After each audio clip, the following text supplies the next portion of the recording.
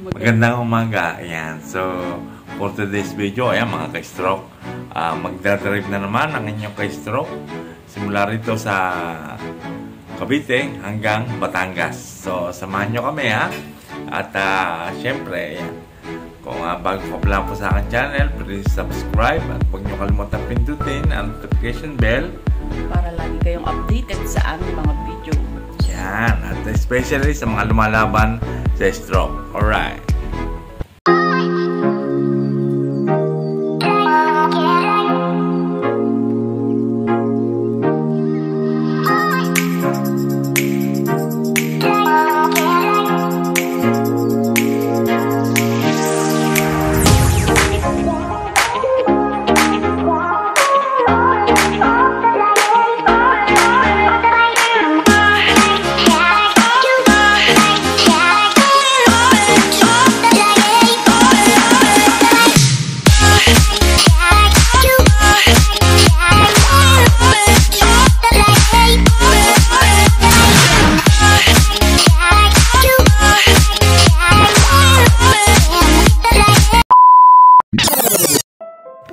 Ako po si Dexmenian Flores, isang PWD, at dahil po ako'y na-stroke at ako po'y na-stroke noong 2022 buwan ng Mayo. Ganito po laging ginagawa namin. At ito po ay isa po sa aking napapaglibangan. Ako po'y sumali sa isang kapatiran ng Team Ultra sapagkat ang hangarin po nila ay tumutulong po dahil sa ginagawa namin ay charity for a cause. Yan. So, napakasaya po at bukal po sa aking loob. At ito rin po ay isa sa aking napapaglibangan. Ayan. So, paminsan-minsan ay nakakalimutan kong ako'y na-stroke dahil sa aking libangan na ito. At isa pa, dahil sa ako'y nakakapag-drive na at dahil yan po ay nakuha ko sa aking pagtsatsaga at sipag sa pag-exercise at talaga namang may naidulot na maganda. At ito ko ngayon, ako po ay nakakapag-drive na. Kasali ako ngayon sa aming kapatiran.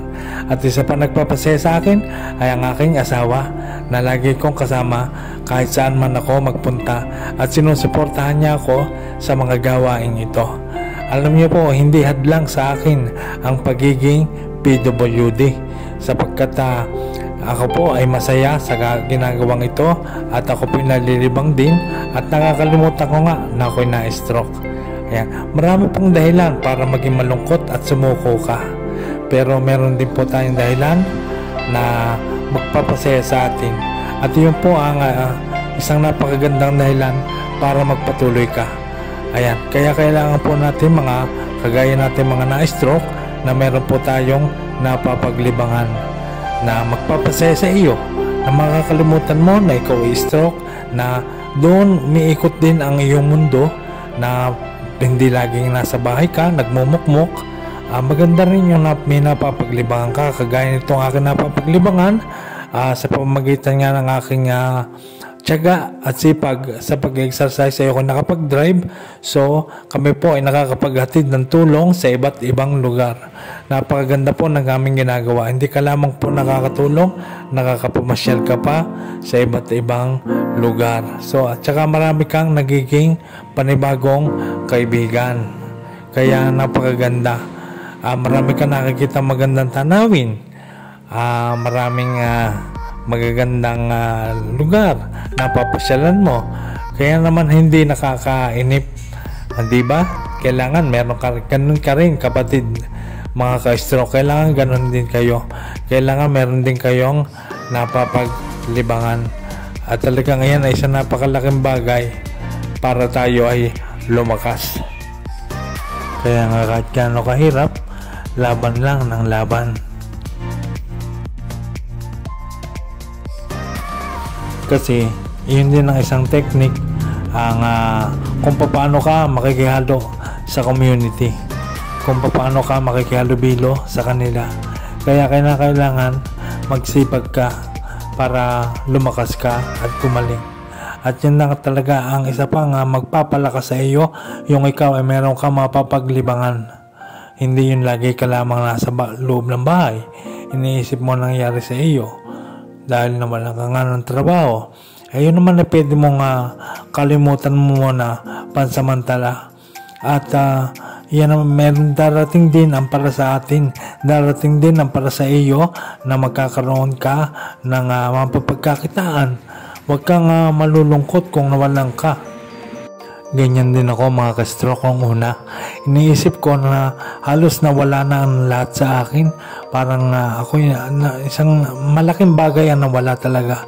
Pero yun ay mali pala yun. Dapat mag-isip ka ng bagay na mapapaglibangan mo. Kagaya ko, ako po ay nakakapag-vlog at nakakapag-share sa social media. So mag-isip ka ng mga bagay na mapapaglibangan. At saka yung mga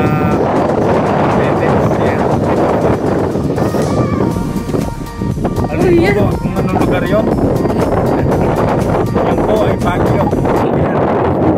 So, yung Baguio pero nandito tayo sa Batangas. So, mamaya ulit, samahan nyo kami mamaya. Paalis na po kami. Ayan, nagre-ready na.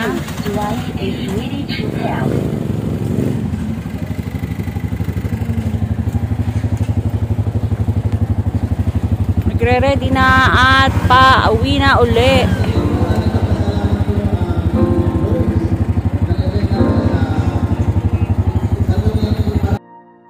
So yun, tapos na mga ka-stroke. Ganun lang po ang ginagawa namin pag nagcha-charity kami. Pagkatapos namin makapagbigay ng tulong, kami po ay uuwi na sa aming mga lugar at kami po babalik na ng sama-sama rin. Hindi po kami nag-iwanan at kami po ay talagang kung may maiwanan ay iniintay naman. So kaya nga napakalakas ng aking loob eh. Hindi talaga hadlang ang pagiging PWD stroke patient ko, na ako naman ay nakarecover at dahil yan sa aking pagtsatsaga talaga at sipag. Ganun din po ang gawin nyo mga kapatid. Talagang laban lamang po ng laban and always think positive. Ayan, alisin mo ang negativity sa iyong pag-iisip at isa pang itanim mo lagi sa dibdib mo, kailangan ang acceptance. Kailangan matanggap mo kung ano nangyari sa iyo para ikaw ayan mabilis na pag-recover at paggaling. Laban lamang ng laban kapatid. Ayan. Kung ano nangyari sa iyo ay tanggapin mo. Okay? So pagkagaling namin sa charity ay kakain muna kami dito sa Peacock's Inasal. Dito lang punta sa Mendez. Ay pakita mo mga nakain. Baliktad kasi.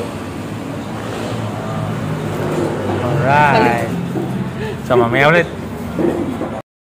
At ito na nga ang aming in-order. Yan po inihaw. Yan po ay hindi po luto sa mantika. At syempre, tatanggalin natin ang balat ng manok. So maraming salamat po sa panonood. Tayo po mga na-stroke ay lakasan po natin ang loob. Always think positive at isipin natin na tayo ay gagaling, lalakas at titigas. So maraming salamat and I love you mga ka-stroke.